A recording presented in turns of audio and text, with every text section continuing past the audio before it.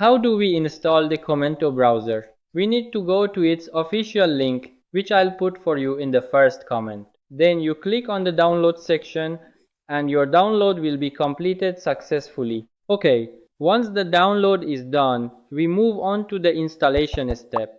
Click here, then select the install option and wait for this downloading part to finish. This part depends on your internet speed for downloading the data.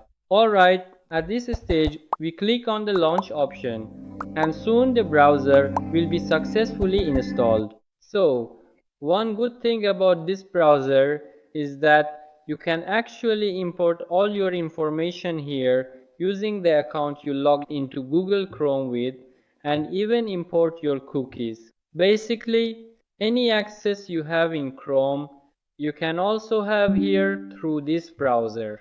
Look, here it has brought over the same stations. All the information that was in the Chrome browser has been fully imported into this section.